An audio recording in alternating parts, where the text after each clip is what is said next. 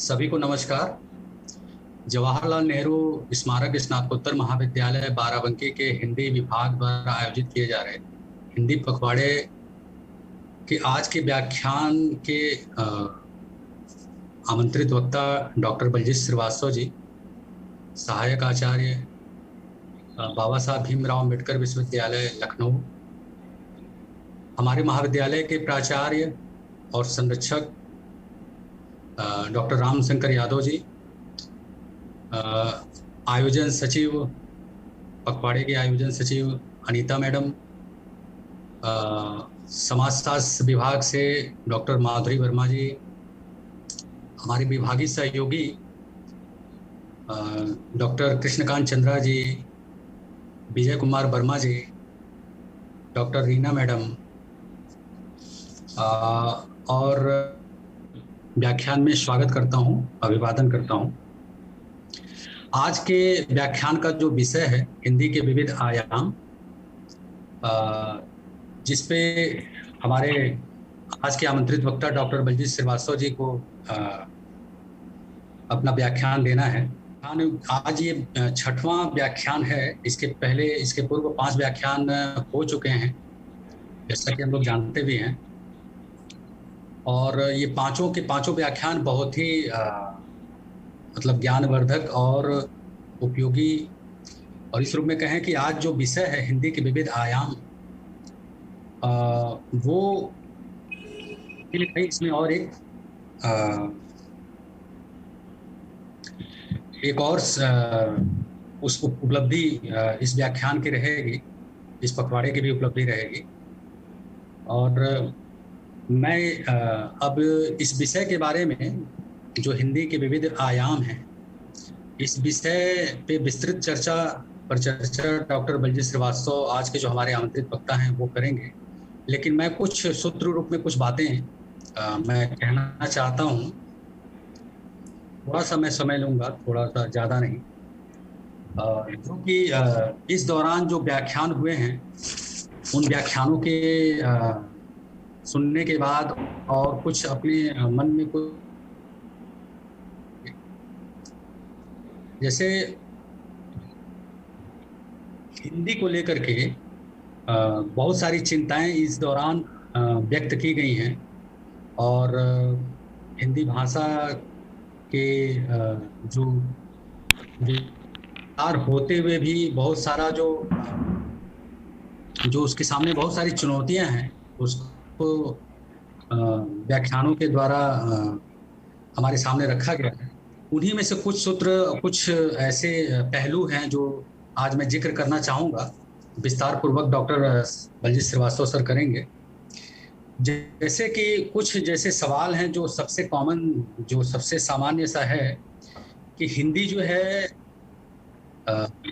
सभी हम जानते हैं कि एक भारत एक बहुभाषी देश है, बहुसांस्कृतिक देश है। भाषाएं यहाँ बोली जाती हैं, लेकिन फिर भी हिंदी को आज़ादी से में, या एक कहें कि राष्ट्र को जोड़ने के लिए और राष्ट्र को एक सूत्र में बांधने के लिए हिंदी को अपनाया गया था। जो है अंग्रेजी का वर्चस्व, जो हमारे लोकतंत्र के जो स्तंभ हैं, मुख्य स्तंभ, वहां पे चाहे वो सुप्रीम कोर्ट हो, चाहे वो संसद हो, चाहे वो कार्यपालिका हो, जो भी सरकार के सचिवालय हैं भारत सरकार के खास करके, तो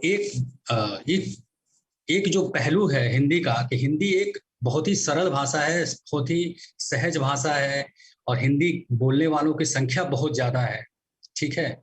लेकिन एक विडंबना है कि हिंदी राष्ट्रभाषा तो छोड़ दीजिए, राजभाषा के रूप में भी अभी भी मुझे लगता है कि अंग्रेजी के पीछे ही है, और अंग्रेजी भी अभी भी उसका वर्चस्व अभी भी बना हुआ है, और ये सब लोग जानते भी हैं। मैं उन्हीं विडंबनाओं की ओर बस थोड़ा थोड़ा इशारा कर रहा हूँ। एक क्षेत्र और है, जैसे कि जिसको हम कहें कि जो उच्च शिक्षा का, जैसे ही हम उच्च शिक्षा में दाखिला लेते हैं तो वहां पे हमारे सामने एक बड़ी चुनौती बन करके सामने खड़ी हो जाती है कि हिंदी मीडियम से पढ़ने वाले बच्चे पिछड़ जाते हैं। ये एक कड़वी सच्चाई है, और खास करके जो इंजीनियरिंग का क्षेत्र हो, ठीक है, या मेडिकल या डॉक्टरी का जो क्षेत्र है, जो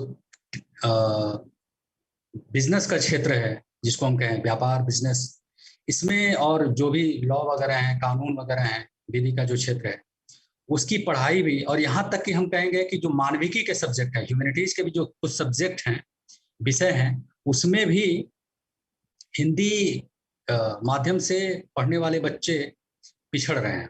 निश्चित रूप से वहाँ भी अंग्रेजी का वर्चस्व अभी भी बना हुआ है।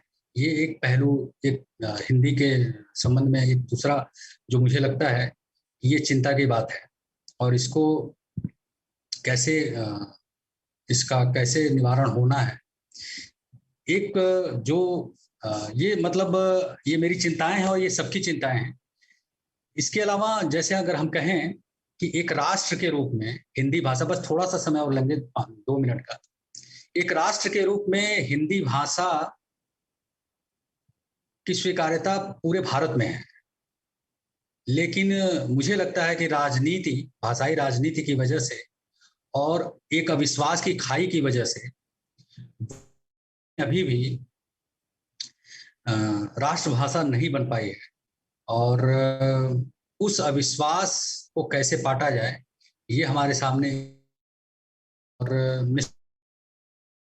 निश्चित रूप से इसमें अगर हम पॉजिटिव तरीके से देखें, सकारात्मक रूप से देखें, तो आज का जो खास करके जो कहें कि इलेक्ट्रॉनिक मीडिया या जो इलेक्ट्रॉनिक मीडिया भी, बल्कि ये कहें कि इलेक्ट्रॉनिक मीडिया से आगे बढ़ के जो सोशल मीडिया है, हिंदी की ताकत की अगर हम बात करें तो हिंदी की ताकत बोलने वालों की संख्या की दृष्टि से देखा जाए, बाजार की दृष्टि से देखा जाए तो बहुत ज्यादा है। लेकिन वहीं पे प्रश्न चिन्ह खड़ा हो जाता है कि जहाँ पे जो जिसकी ओर मैंने कुछ समय पहले इशारा किया था कि राजभाषा के रूप में जो काम काज है वो अभी भी अंग्रेजी में हो रहा है। उच्च शिक्षा के क्षेत्र में देखें अगर तो वहां भी अंग्रेजी का वर्चस्व है। ये जो चुनौती है इसको हमारे सामने जो आती है, इसको कैसे, ये अभी भी मुख्य चुनौती बनी हुई है हिंदी को लेकर के अगर हम देखें तो। एक सकारात्मक जिस चीज की ओर मैं बात करना चाहता था वो ये है कि आज हिंदी जो है उसका फैलाव बहुत व्यापक तरीके से हो रहा है, और कुछ व्यवहारिक उदाहरण जैसे मुझे लगता है कि जैसे जो सोशल मीडिया है, खास करके देखेंगे कि अगर फेसबुक है, पहले पत्रिकाओं में हम लोग लेख भेजते थे, छपे न छपे, कोई रिस्पांस मिले ना मिले, लेकिन आज आप लिखने के लिए भी स्वतंत्र हैं और आपको पढ़ने वाले भी जो हैं उस पर टिप्पणी करने के लिए भी स्वतंत्र हैं, उस पर प्रतिक्रिया देने वाले भी स्वतंत्र हैं। यानी एक दायरा कहें तो दायरा बहुत विस्तृत रूप से बढ़ा है, और ग्लोबलाइज्ड वर्ल्ड में कहें या वैश्वीकरण के दौर में तो ये हिंदी जो है उसकी पहुंच पूरे विश्व में हुई है, और अपनी बात हम बहुत अच्छे तरीके से पहुंचा भी रहे हैं। और बहुत सारे अगर देखेंगे उदाहरण के रूप में अगर देखें तो बहुत सारे यूट्यूब के हिंदी के चैनल इस मामले में बहुत आगे आए हैं। लाखों इस तरह के चैनल मुझे लग रहा है कि होंगे, चाहे वो पर्यटन के क्षेत्र में हो, चाहे एकेडमिक के क्षेत्र में हो, चाहे किसी भी सर्च आप करेंगे किसी भी तरह के फील्ड में, तो वहां पे आपको बहुत सारे इस तरह की जानकारियां, बहुत सारे इस तरह की ज्ञानवर्धक चीजें आपको मिलेंगी। फेसबुक पर अगर आप देखें तो फेसबुक पे बहुत सारे लोग अच्छा लिख रहे हैं, ठीक है, और न केवल लिख रहे हैं बल्कि उस पर एक पूरा का पूरा एक समुदाय है, पाठक वर्ग है जो कि उनको रिस्पांस भी कर रहा है, उन पर प्रतिक्रिया भी दे रहा है।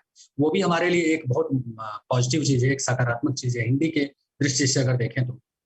और अनुवाद के क्षेत्र में भी कहें तो अनुवाद में भी काफी अच्छे अनुवाद इधर आए हैं हिंदी में। तो ये अगर इस तरह से हम अगर कहें तो हिंदी उस रूप में तो बहुत विस्तार हो रहा है जिसको हम कहें कि उसकी संख्या बढ़ रही है, लेकिन जो मुख्य चुनौती है कि अभी भी वो राजकाज की भाषा नहीं बन पाई है, और अभी भी वो उच्च शिक्षा के क्षेत्र में कहीं ना कहीं पिछड़ रही है वो माध्यम के रूप में। तो मैं इन थोड़े से पहलुओं की ओर जिक्र करना चाहता था, और इस पर विस्तार पूर्वक और हिंदी के बहुत सारे आयामों पे हमारे बीच चर्चा करने के लिए डॉक्टर बलजीत श्रीवास्तव हमारे सम्मुख उपस्थित हैं। अब मैं जो है डॉक्टर कृष्णकांत चंद्रा जी से आग्रह करूंगा कि वो आकर के डॉक्टर बलजीत श्रीवास्तव जी और हमारे कार्यक्रम के जो अन्य, एक तरह से ये कहें कि स्वागत वक्तव्य उनका भी होना चाहिए, तो वो एक स्वागत वक्तव्य देते हुए, और चंद्रा जी। धन्यवाद डॉक्टर अमित जी, आपने बहुत विस्तृत रूप से हिंदी के विविध आयाम के ऊपर चर्चा आपने किया। जैसा कि हम सब जानते हैं कि 14 सितंबर से हिंदी दिवस के रूप में मनाया जाता है। उसी के अंतर्गत Jawaharlal Nehru memorial PG college Barabanki का हिंदी विभाग इस पखवाड़े के अंतर्गत वेबिनार का आयोजन कर रहा है और उसी की कड़ी में आज हिंदी के विविध आयाम के ऊपर बातचीत करने के लिए हमारे बीच डॉक्टर बलजीत श्रीवास्तव जी उपस्थित हैं। ये सहायक आचार्य बाबा भीमराव अंबेडकर विश्वविद्यालय लखनऊ के हैं। मैं इनका स्वागत करता हूं इस वक्त के लिए कि आप हमारे इस वेबिनार के कार्यक्रम में आमंत्रित वक्ता के रूप में सहर्ष आपने हमारे आग्रह को स्वीकार किया और स्वभावतः हिंदी के विविध आयाम के ऊपर आज जो चर्चा परिचर्चा आपके विचार जो हम लोगों के बीच आएंगे उससे हम सब लाभान्वित होंगे। हम ही नहीं होंगे, हमारा महाविद्यालय परिवार भी लाभान्वित होगा, क्योंकि हम देख रहे हैं, आपको पहले से भी हम जानते हैं कि साहित्य के क्षेत्र में आप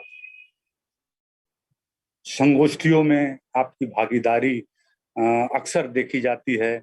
विविध पक्षों को लेकर के आप आयोजन करते रहते हैं और साथ ही साथ जगह जगह संगोष्ठियों में आपकी सहभागिता होती रहती है।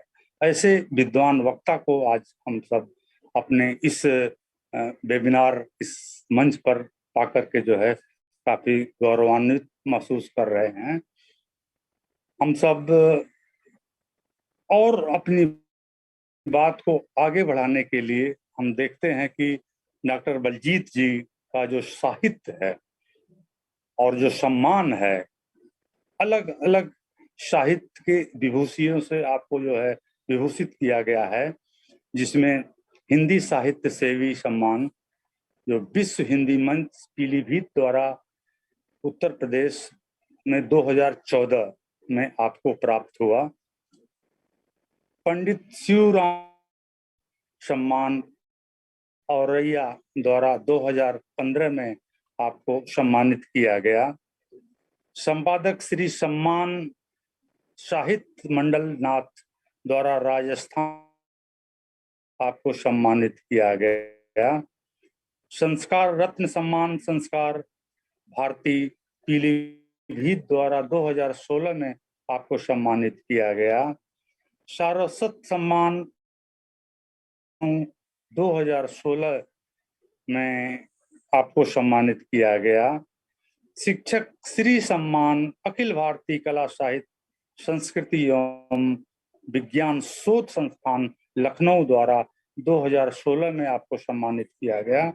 साहित्य सेवा सम्मान अवधि साहित्य प्रतिष्ठान नेपाल 2016 में आपको सम्मानित किया गया। इसी कड़ी में भाषा सम्मान उत्तर प्रदेश भाषा संस्थान लखनऊ 2020 द्वारा आपको पुरस्कृत किया गया, जिसमें 5100 की धनराशि भी आपको दी गई। साथ ही साथ शोध एवं शैक्षिक में उत्कृष्ट सम्मान के लिए बाबा भीमराव अंबेडकर विश्वविद्यालय लखनऊ 2021 में भी आपको सम्मानित किया गया। विभागीय जो शोध समिति है बाबा भीमराव अंबेडकर विश्वविद्यालय लखनऊ की जो है, उसमें भी आप 2007 से तक जो है सदस्य के रूप में कार्य कर रहे हैं। ऐसे विद्वान वक्ता को हम सब पा करके काफी गौरवान्वित महसूस कर रहे हैं। मैं अपने महाविद्यालय परिवार की तरफ से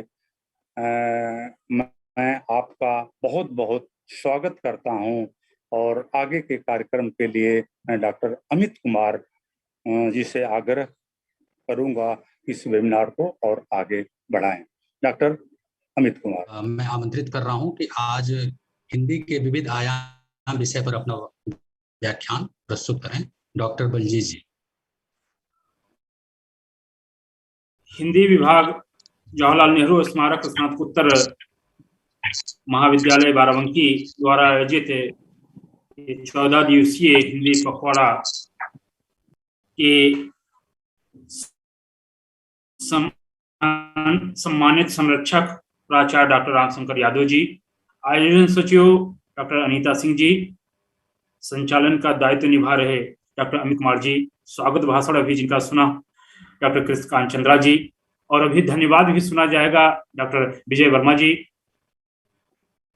विभाग के सम्मानित शिक्षक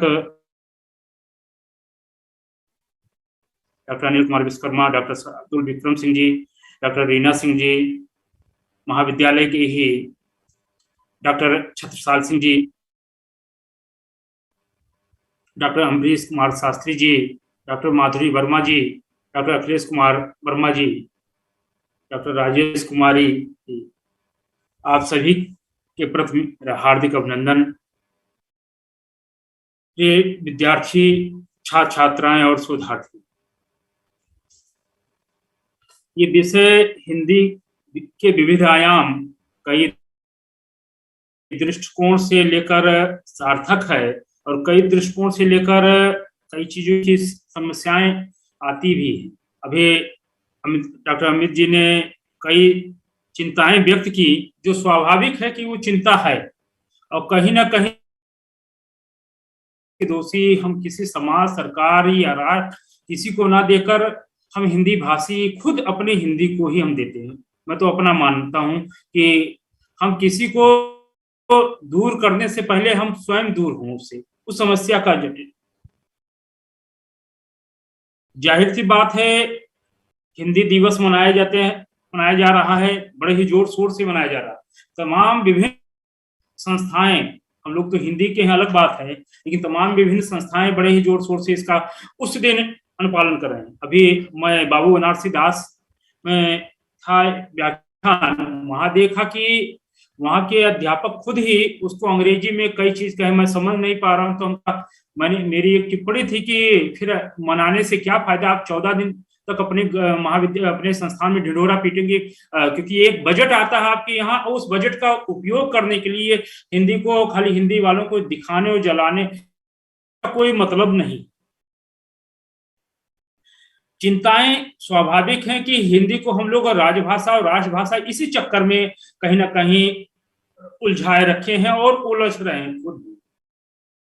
हम सभी जानते हैं कि इसके पीछे कारण क्या था, भी आपने बताया भी कि स्वतंत्रता आंदोलन के समय जहां हिंदी को राष्ट्रभाषा का दर्जा दे दिया गया था, लोगों ने उसको अनुपालन की, उसी के वर्चस्व में लड़ाई लड़ी गई। 1857 के बाद भारतीय जी को देखते हैं हम लोग, और वहीं पर देखें कि क्या कारण है 1947 के बाद हिंदी राजभाषा के रूप में हो गए, वो भी पूर्ण दर्जा नहीं प्राप्त। तो कहीं ना कहीं उसके पीछे उस दौरान के राजनीतिक मंचों का भरपूर उपयोग किया गया। याद है कहीं मैंने पढ़ा कि जब हिंदी राजभाषा के रूप में घोषित हुई और कहा गया कि लिपि को देवनागरी किया जाए, तो एक पक्ष तो तैयार था कि हाँ देवनागरी लिपि हो, लेकिन दूसरा पक्ष वहीं जिसमें अपने राष्ट्रपिता का कहा जाता महात्मा गांधी जी और नेहरू जी भी मौजूद थे, उन्होंने इसका विरोध किया, कहा नहीं हिंदी के साथ अंग्रेजी भी होना आवश्यक है।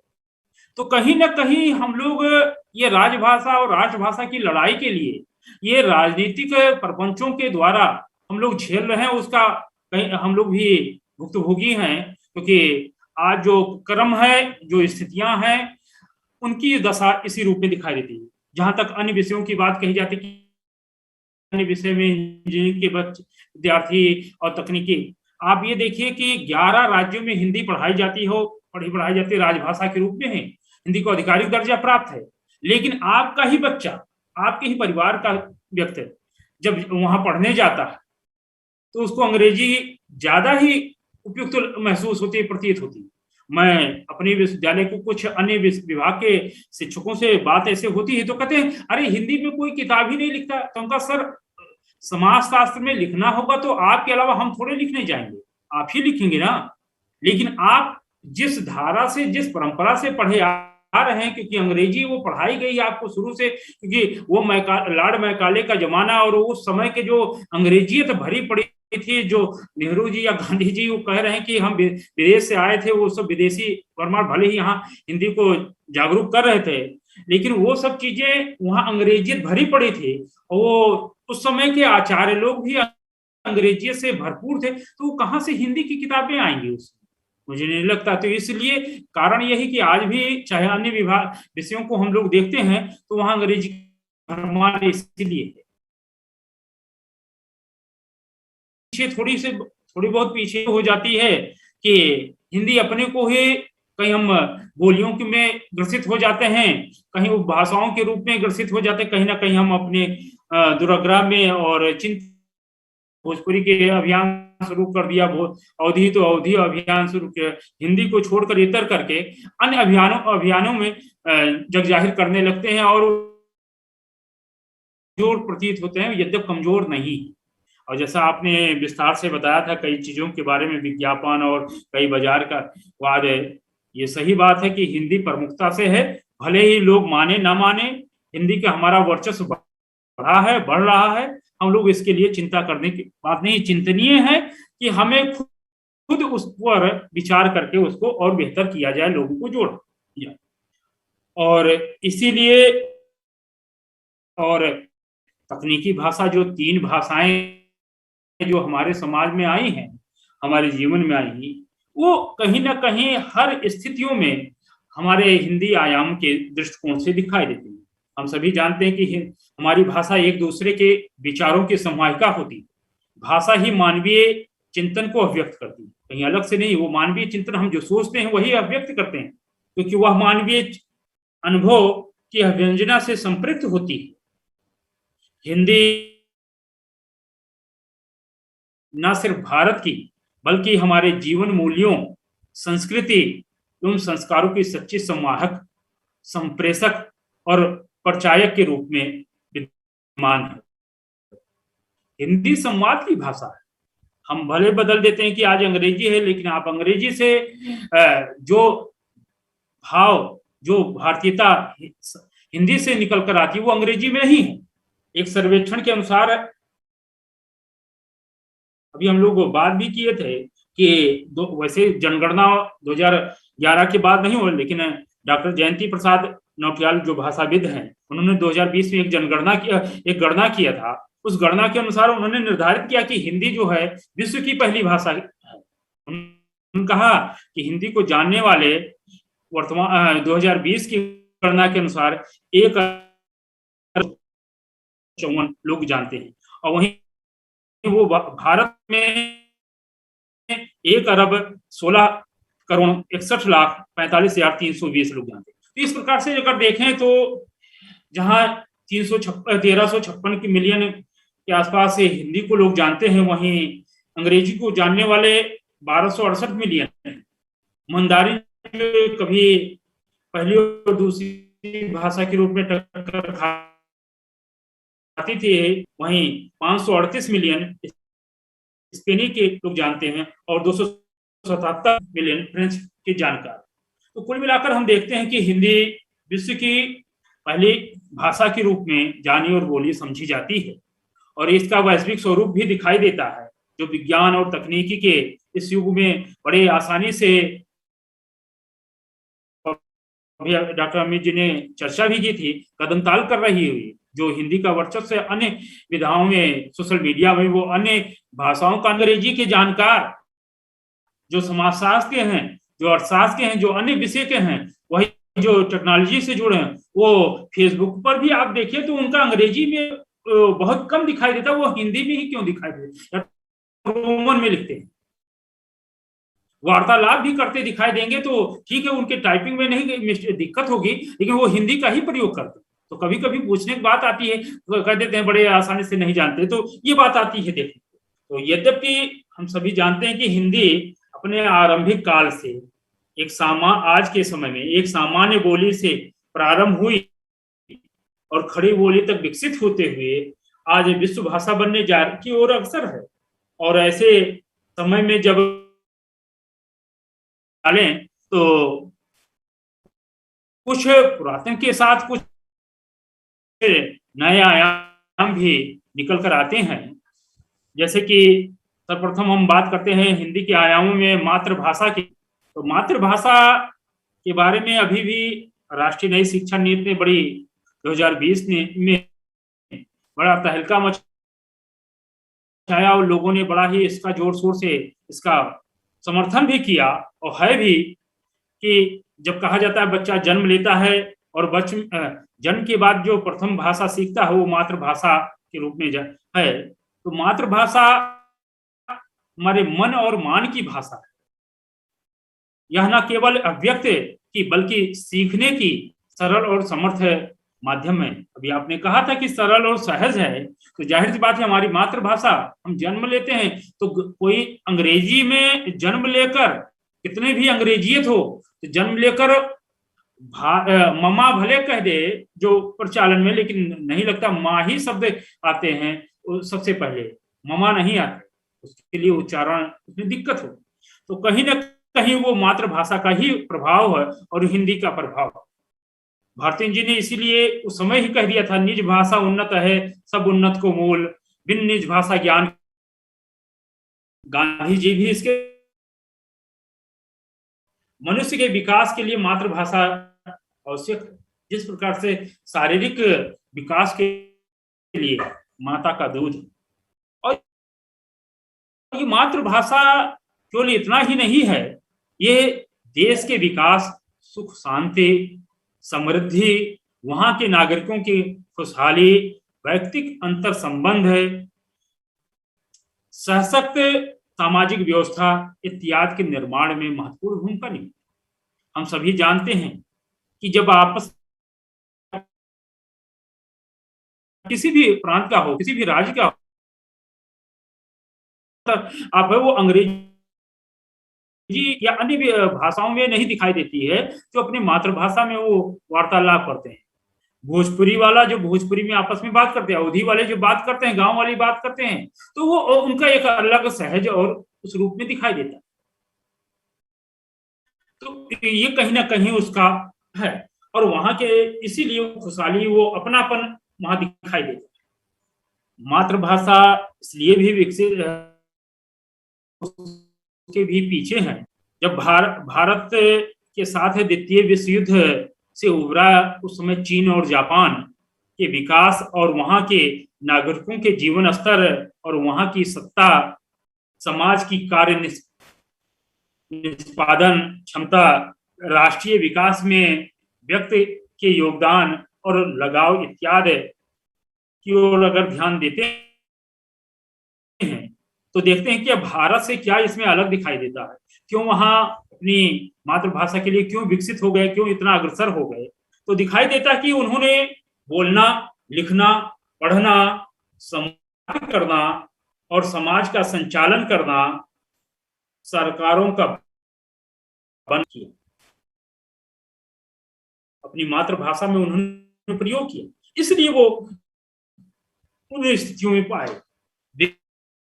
विज्ञान की भाषा के रूप में, तकनीक की भाषा के रूप में, न्याय की भाषा के रूप में, बाजार की भाषा के रूप में, व्यापार की भाषा के रूप में उन्होंने अपनी मातृभाषा को ही स्वीकृत किया।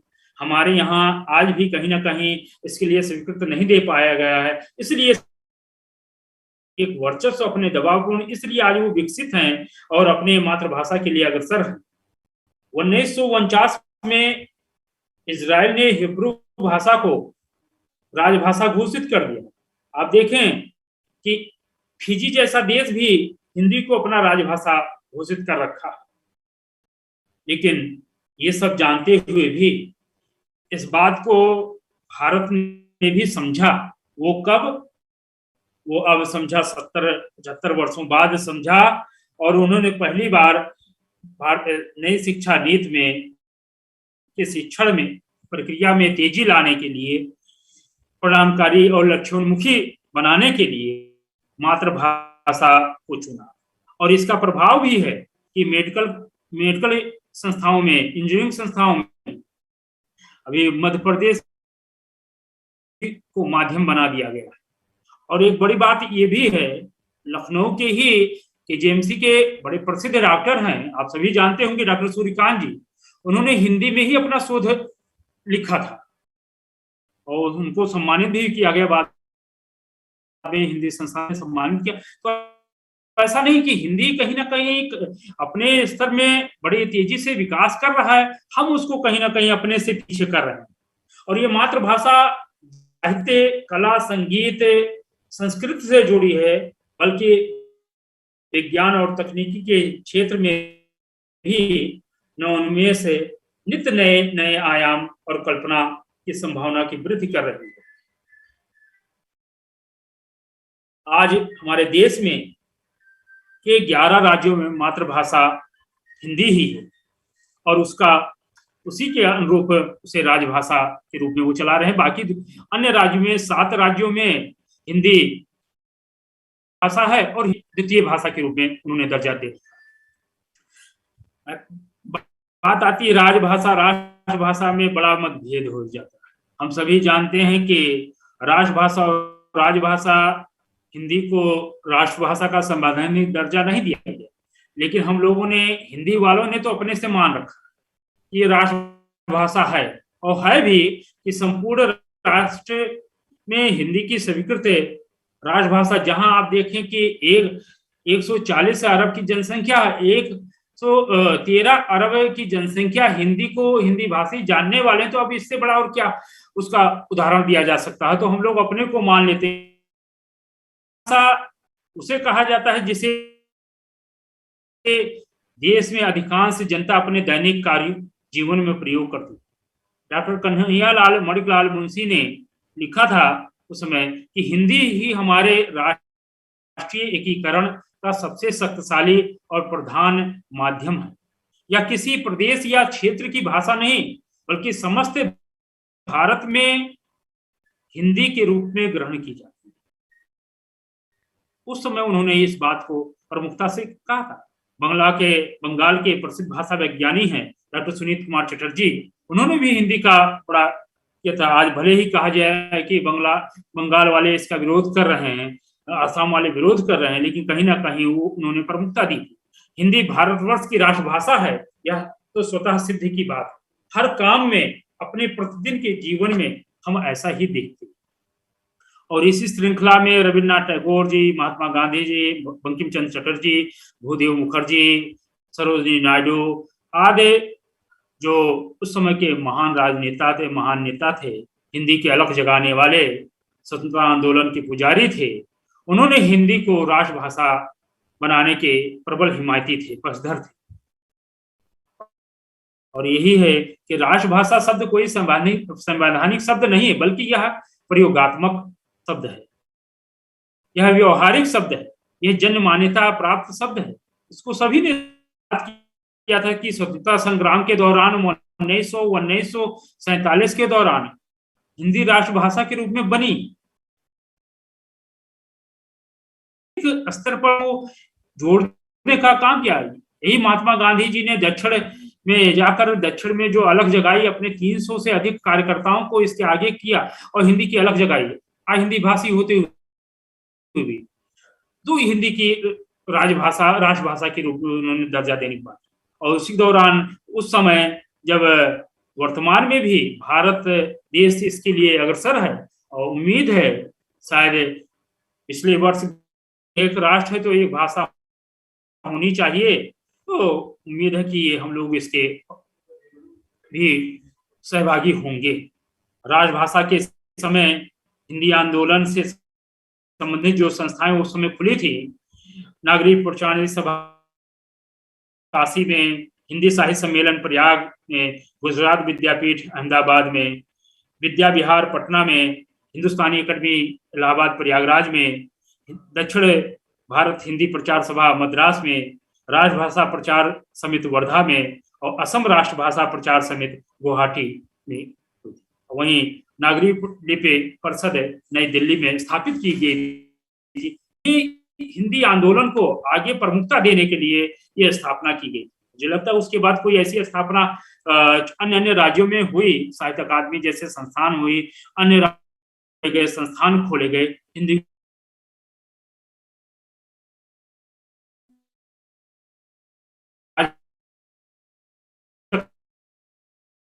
सरकारी कामकाज या कार्यालय में की भाषा मान ली गई, जो शासन, विधान और न्यायपालिका, कार्यपालिका के प्रयोग तक ही सीमित मानी गई। अभी बात हुई थी कि 1949 में 14 सितंबर 1949 में हिंदी को राजभाषा का दर्जा दिया गया और 14 सितंबर 1953 से निरंतर ये हिंदी दिवस मनाया जाने लगा। राजभाषा दिलाने का श्रेय उस समय शेर गोविंद दास, हजारी प्रसाद द्विवेदी, काका कालेलकर, मैथिली शरण गुप्त, व्यवहार राजेंद्र सिंह जी को भी जाता है। हम सभी जानते हैं कि 8वीं अनुसूची में संविधान के 8वीं को स्थान दिया गया और उसमें कहा गया कि संघ की राजभाषा हिंदी और लिपि देवनागरी होगी। और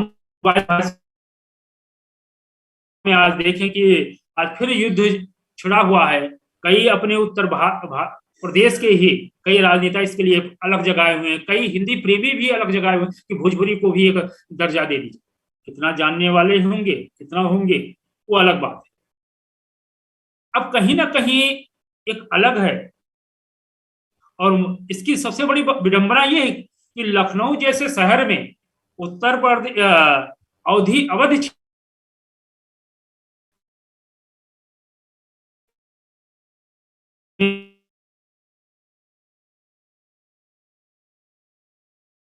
वहां पर भोजपुरी अध्ययन केंद्र भी स्थापित है। लखनऊ विश्वविद्यालय, तमाम विश्वविद्यालय और उत्तर प्रदेश में स्थापित है, अन्य अवध में स्थापित है। मुझे लगता है अन्य जगहों पर नहीं इसका हो पाया। पिछले 2 वर्ष पूर्व इसका श्रेय आपके ही विश्वविद्यालय डॉक्टर राम मनोहर लोहिया अवध विश्वविद्यालय को जाता है कि उन्होंने एक केंद्र स्थापित किया, जो बधाई की बात। बाकी लोगों ने, किसी ने इस चीज का प्रमुखता नहीं दिखा। तो ये कहीं ना कहीं इसके पीछे भी कारण है। वो ठीक है उस बोली के रूप में, लेकिन वो इसलिए उनकी मांग बढ़ती जा रही है। और वर्तमान में देखें तो बिहार, उत्तर प्रदेश, बिहार, राजस्थान, मध्य प्रदेश, हरियाणा, अंडमान निकोबार द्वीप समूह, उत्तराखंड, दिल्ली, छत्तीसगढ़, झारखंड जैसे 11 राज्यों में हिंदी राजभाषा के रूप में विद्यमान है। भारत की 12वीं शताब्दी तक तो संस्कृत राजभाषा के रूप में जानी और समझी पड़ी जाती थी, लेकिन उसके बाद जब परिवर्तन हुआ, तुर्कों और अफगानों का समय जब आया तो उन्होंने फारसी भाषा को राजभाषा का दर्जा दिया। मुगल शासन में हिंदी को थोड़ा बहुत प्रमुखता दी गई, प्रयोग के साथ साथ विभिन्न शैलियों को भी अपनाया मुगल शासन। ये मराठा प्रशासन जब आए तो उन्होंने हिंदी को राजभाषा माना, लेकिन ठीक जब अंग्रेजी काल आए, अंग्रेजियों का शासन हुआ, तो अंग्रेजी को राजभाषा का दर्जा दिया गया। और उसी काल में तथाकथित उस समय के जब आजादी के बाद राजनेता या जो प्रमुखता से अलग जगाने वाले थे, वो अंग्रेजी पढ़कर आए थे विदेशों से अधिकांशतः लोग। उन्होंने इसलिए इसको अंग्रेजी को महत्वपूर्ण रखा और अंग्रेजी को राजभाषा का उसके साथ जोड़ने के लिए 15 साल किया, फिर उसके बाद बढ़ाते रहे। आज भी वो चिपकी हुई है हर जगह। न्यायालय की भाषा देखी जाए तो भले ही वो जज किसी गांव का होगा, लेकिन उनके दिमाग में वही अंग्रेजी ही भरी पड़ी। आज भले ही तमाम अब कहे जा रहे हैं कि न्यायालय में भी हिंदी बढ़ रही है, चढ़ रही है। आपसे वार्तालाप होगा तो हिंदी में ही वार्तालाप करेंगे, लेकिन वहां पर जजमेंट सुनाएंगे तो अंग्रेजी में। तो इस प्रकार से आजादी के बाद और परंतु इसका स्थितियां बदलती गई। तो राजभाषा हिंदी अन्य जगहों पर राज्यों के साथ विद्यमान है।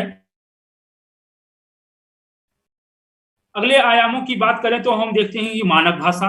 मानक भाषा हर किसी भाषा का अपना आयाम के दृष्टिकोण से देखें तो एक मानक होती है। अमानक उसे कहा जाए जो प्रतिष्ठित हो, मानकीकरण जिसको प्राप्त हो। हिंदी में भी तमाम मानकीकरण प्राप्त है और ये कहा जाता है कि जो शिक्षित है, प्रतिष्ठित है, उसे मानकीकरण मानक उसका प्रभाव है क्या है मानकीकरण के दृष्टिकोण से, तो वो आदर्श भाषा के रूप में होती है कि आप कम से कम तमाम ऐसे शब्द भी आते हैं कि मानकीकरण के दृष्टिकोण में ये सही है कि क्या गलत है, तमाम ऐसे शब्द आने लगे हैं उच्चारण के दृष्टिकोण। और इन्हीं मानकीकरण के दृष्टिकोण से देखते हैं कि शिक्षित वर्ग द्वारा सामाजिक, सांस्कृतिक, साहित्यिक, व्यापारिक, वैज्ञानिक तथा प्रशासकीय कार्यों में भी इसका प्रयोग किया जाता है। आप देखें तो व्यापारिक क्षेत्र में भी इसका प्रयोग मानकीकरण के दृष्टि से किया जा रहा है, वैज्ञानिकता के ज्ञान विज्ञान के श्रेणी में तो मौजूद है, और प्रशासक के कार्यों में, प्रशासकीय कार्यों में भी जब तक ये किसी भाषा का शुद्ध रूप नहीं आ पाता है, उसके लिए कभी कभी इस शब्दों के हेर फेर से ही तमाम शब्द देश उलट जाते हैं। तो ऐसे भी शासकीय कार्यों में देखा। और जिस भाषा का व्यवहार पत्राचार, शिक्षा, सामाजिक सांस्कृतिक आदान प्रदान, सरकारी कामकाज में किया जाता है, उसे तो हम मानक भाषा के रूप में जानते हैं। मानक भाषा में क्षेत्रीय बोलियां शामिल नहीं होती और वह भाषा का रूप होता है जो जिसे नगरों में पढ़े लिखे लोगों के द्वारा कही जाती है। हिंदी में अनेक बोलियां और भाषाएं हैं जो हिंदी मानक से अलग किए गए हैं। उदाहरण के स्वरूप हम जानते हैं कि बहन जो है वो शुद्ध नहीं है, बहन है, पहला शुद्ध नहीं है, मानकीकरण के दृष्टिकोण में पहला कहा जाएगा। बारात नहीं है, बारात है। तो इस प्रकार से तमाम ऐसे शब्द हैं, करे, तौलना, सुनार, ये सब जो है प्रतिष्ठित के रूप में आ जाते हैं। और इस परिप्रेक्ष्य में अगर देखा जाए तो भारतेंद्र हरिश्चंद्र से लेकर महावीर प्रसाद द्विवेदी, राजा शिव प्रसाद सितारे हिंद, इन सभी ने मानकीकरण के लिए अपना प्रयास किया था। और आगे चलकर जब इधर आते हैं तो भारतीय हिंदी परिषद इलाहाबाद में डॉक्टर धीरेन्द्र वर्मा की अध्यक्षता में एक समिति बनाई गई थी, जिसमें डॉक्टर हरदेव बाहरी, डॉक्टर ब्रजेश्वर शर्मा और डॉक्टर माता प्रसाद गुप्त थे। इन तीनों ने हिंदी को मानकीकरण देने के लिए प्रयास किया था और अपना प्रतिवेदन प्रस्तुत किया था, और केंद्रीय हिंदी निदेशालय इसी परिप्रेक्ष्य में निकल कर आई थी। और इसी मानकीकरण में हम देखते हैं कि वैज्ञानिक तकनीकी शब्दावली बनाई गई और 1961 में और परिभाषिक शब्दावली का इसके लिए मानक शब्दों का वो अन्य भाषाओं में भी, अन्य विषयों के लिए भी उपयोगी है।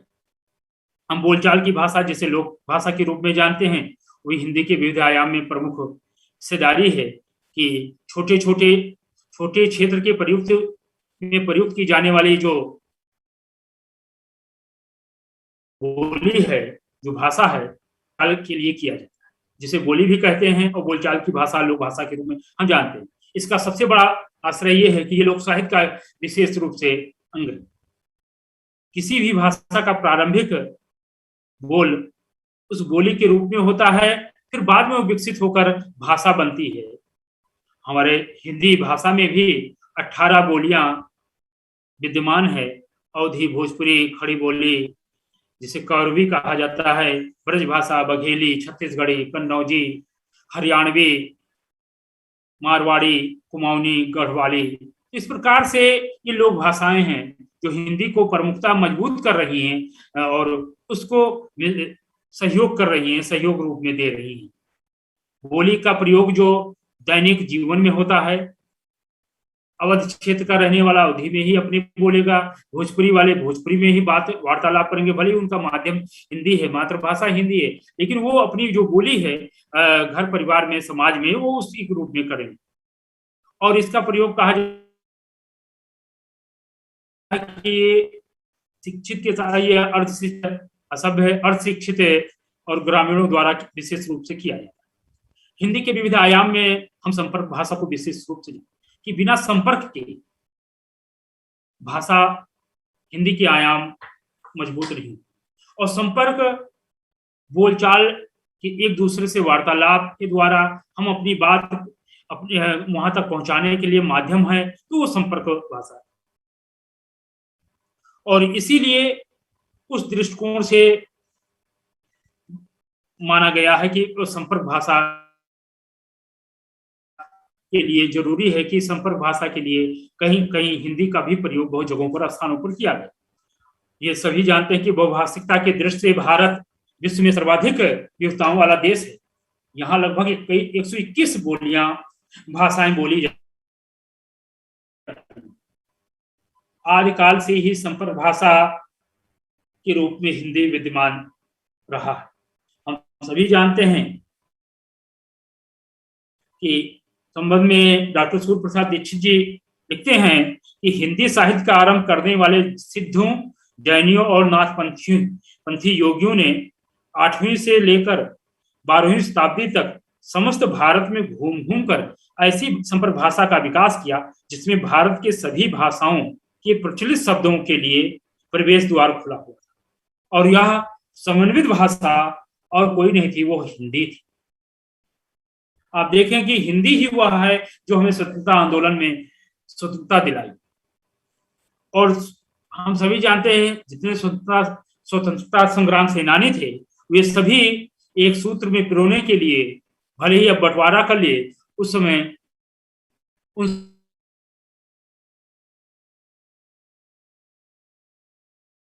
की जनता को के संपर्क को साधने के लिए हिंदी को अपनाया।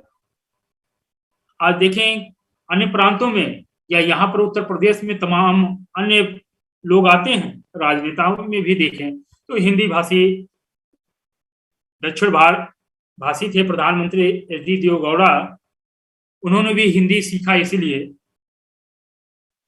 आज देखते हैं कि दूरदर्शन, फिल्म, रेडियो, टेलीविजन, धारावाहिक जैसे संचार व मनोरंजन के साधनों में भी हिंदी संपर्क भाषा के रूप में बहुत तेजी के साथ विकसित हुई। उसका माध्यम भी है, वो देश महत्वपूर्ण भूमिका निभा रही है। रोजगार की तलाश में भी हम देखते हैं कि भारतीय देश से प्रदेश जाते हैं, विदेश जाते हैं, वहां प्रवास करते हैं, तो वहां भी कामकाज के लिए तो अंग्रेजी भाषा का प्रयोग करते हैं, लेकिन स्थानीय भाषा और वहां की स्थानीय भाषा का प्रयोग करते हैं। लेकिन जब सांस्कृतिक बात आती है तो हिंदी को प्रमुखता देती है। अपने देश के प्रधानमंत्री गए कि वहां जाकर हिंदी भाषी को अपनाए, तो उन लोगों ने ज्यादा इस पर ध्यान दिया। हम सभी जानते हैं कि साहित्यिक भाषा के दृष्टिकोण से दिया जाए तो देखा जाए कि जिन भाषाओं में साहित्यिक रचनाएं लिखी जाती हैं, वे साहित्यिक भाषाएं कही जाती हैं। और साहित्यिक भाषा ये प्रतिष्ठित भाषा के सन्निकट अधिक आई, क्योंकि हम सभी जानते हैं कि जब तक लिखित रूप से नहीं आई, वो साहित्यिक भाषा उस रूप में हमारे सम्मुख नहीं आई, वो चाहे कविता के रूप में। और यद्यपि साहित्यिक भाषा जाना जाता है, जहां ब्रज भाषा का विकास हुआ, वहीं आधुनिक काल में हिंदी खड़ी बोली से बनी हिंदी भाषा हमारे समक्ष आती है। गोस्वामी तुलसीदास अपने समय ब्रज और अवधी दोनों में रचना करते हैं। भारतेंदु जी की कविता को देखते हैं तो ब्रज में लिखते हैं, लेकिन जब गद्य की बात आती है तो खड़ी बोली में लिखते हैं। तो इस प्रकार से हम देखें कि इसका विकास और विस्तार साहित्यिक भाषा के रूप में, प्रतिष्ठित भाषा के रूप में दिखाई देती है। और वहीं पर जब हम देखते हैं कि रस की बात आती है, तो रस की बात है तो अलंकार के रस छंद तो जूस के रूप में भी प्रयोग किया जाता है। तो ये साहित्यिक और असाहित्यिक भाषाओं में बात आती है। आज समय है, स्थितियां हैं कि तकनीकी भाषा का,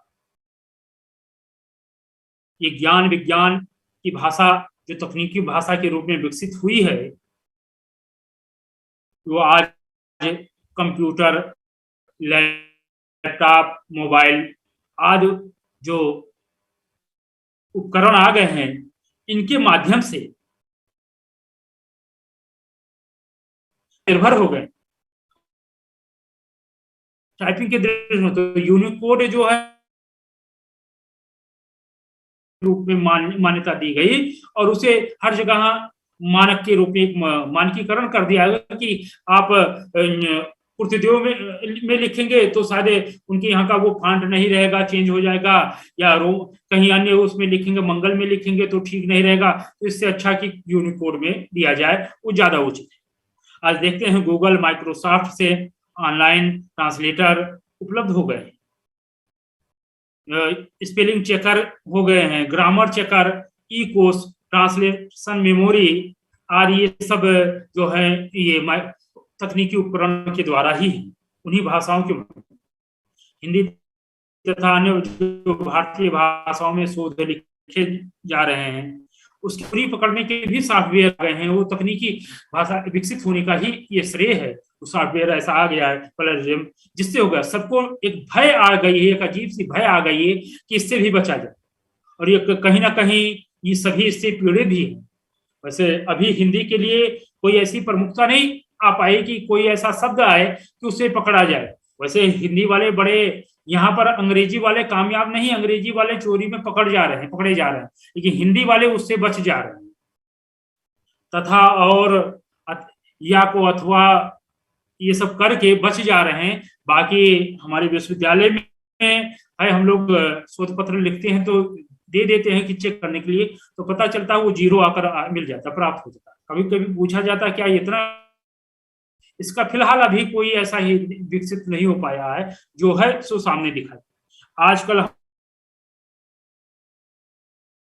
लोग उसी पर निर्भर हो गए, इसी तकनीकी के रूप में ये सारी गोष्ठियां, वेबिनार, ऑनलाइन शिक्षा पर हम लोग आज निर्भर हैं, ऑनलाइन मीटिंग, ये सभी तकनीकी से ही संभव हो पाया है। इसलिए तकनीकी का हमारे क्षेत्र में, हमारे हिंदी के विकास में लगातार अनवरत बढ़ती जा रही है। और आप देखें कि अब हिंदी में भी उस क्षेत्र में टाइपिंग के भी, अब तो संस्कृत में भी आ गए हैं वर्ड, कीबोर्ड आ गए हैं, तो उसमें भी पूरी प्रमुखता से जो भी टाइप कर रहे हैं वो हिंदी में। अब भले ही लोग कहें रोमन में टाइप कर, लेकिन उनकी भाषा लिपि जो तो उसी देवनागरी में हिंदी में प्रयोग करते आ रहे हैं। तो ये उसकी विकसित स्वरूप दिखाई देते हैं, उसके आयाम के रूप में।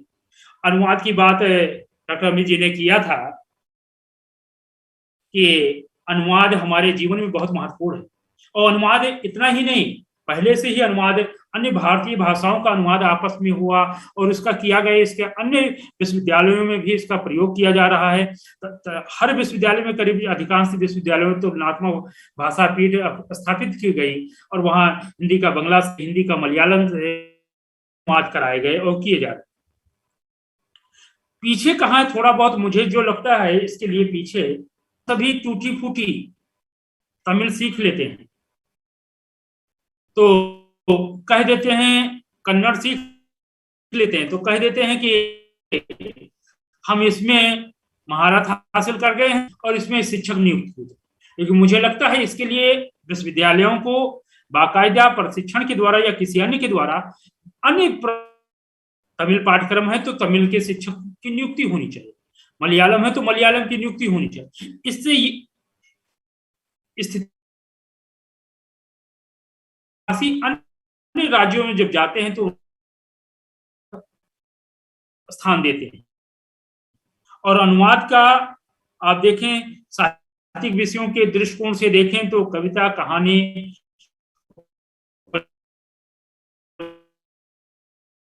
साहित्य अकादमी इसका अनुवाद कराता है और हर साल 22 भाषाओं में वो पुरस्कृत भी करता है लोगों को।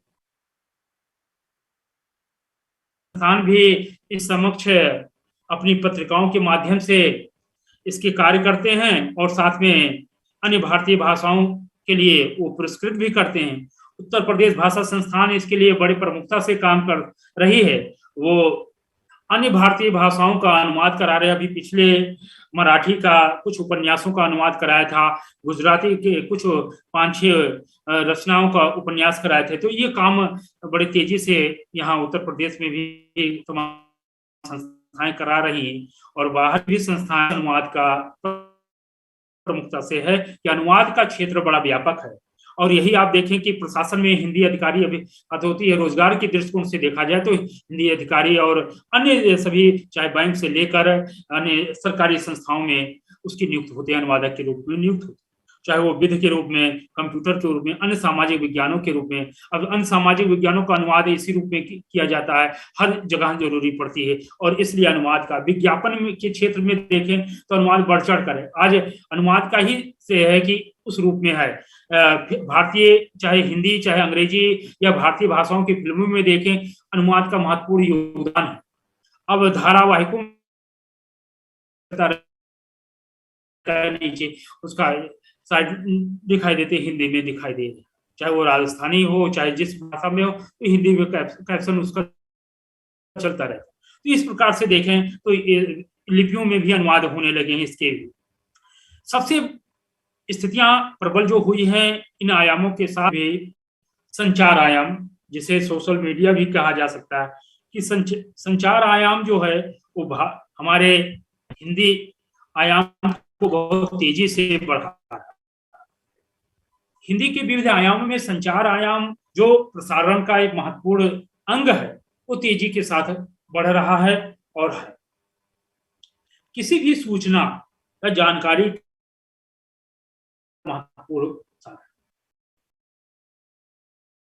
अभी बात आई थी, डॉक्टर अमित जी ने कहा था कि जाहिर बात है पत्रिकाओं की दशा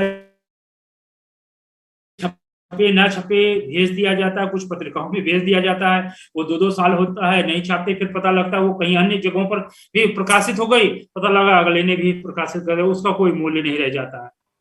और आज तो बाजारीकरण प्रबल हो गया है जो समाज, और इसके दोष हम कहीं ना कहीं अपने आचार्यों को ही मानते हैं कि आप सभी जानते हैं, बड़ा ही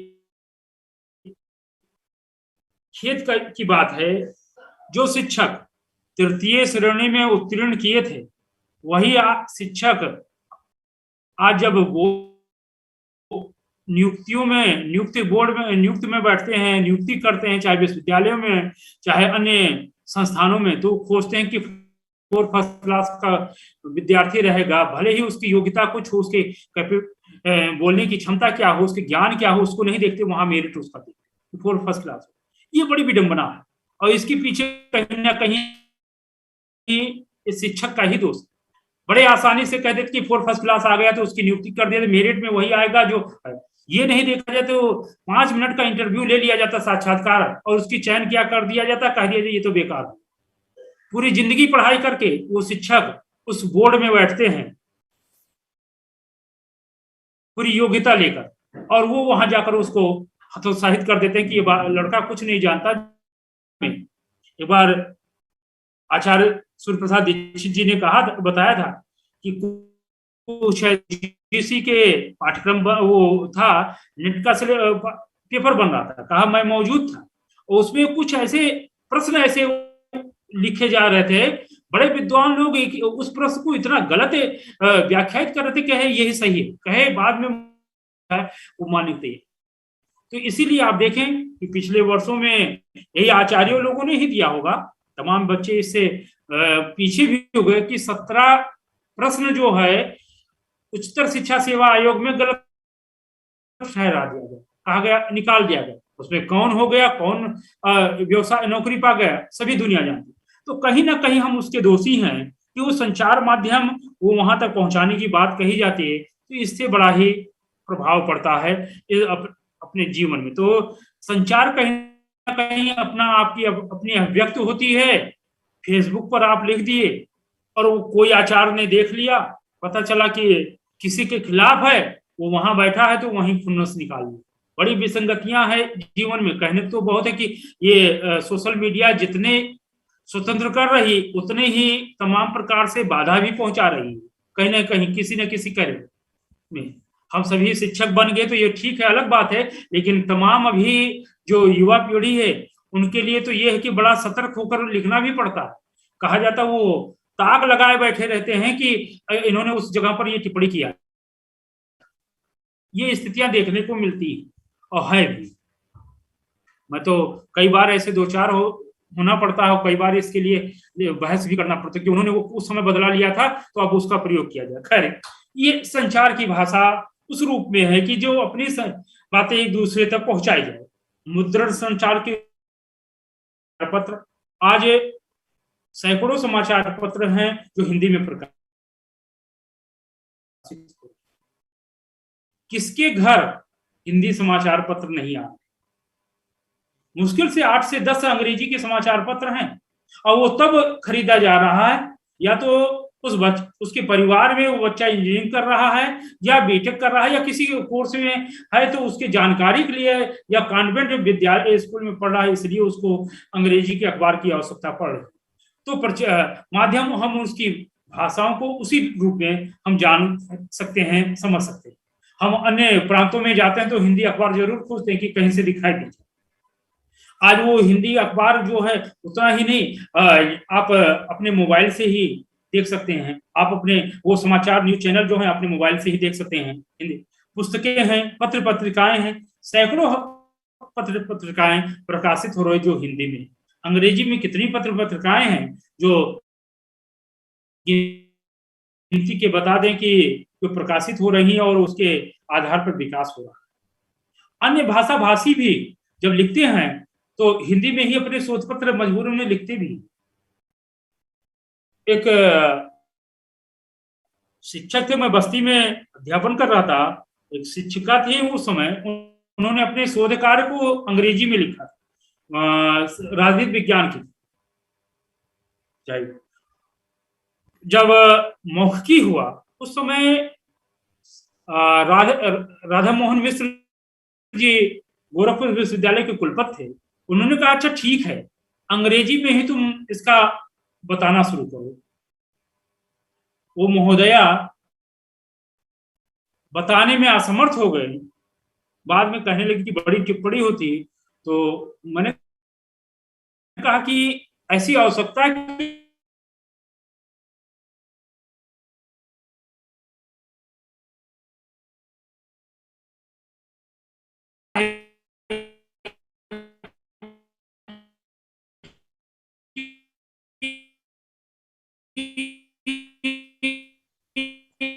जी आवाज नहीं आ रही है।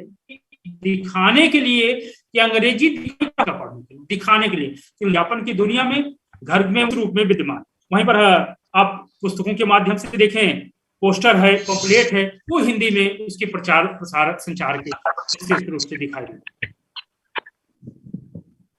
इलेक्ट्रॉनिक संचार माध्यम, ये संचार माध्यम का संचार भाषा का एक उपकरण है, जहां देखते हैं कि radio, audio cassette, video cassette, TV, CD, जो फिल्में हैं, धारावाहिक हैं, समाचार चैनल हैं, प्रसारित हो रहे हैं, वो विशेष रूप से हिंदी के प्रचार प्रसार के लिए, संचार के लिए बहुत महत्वपूर्ण।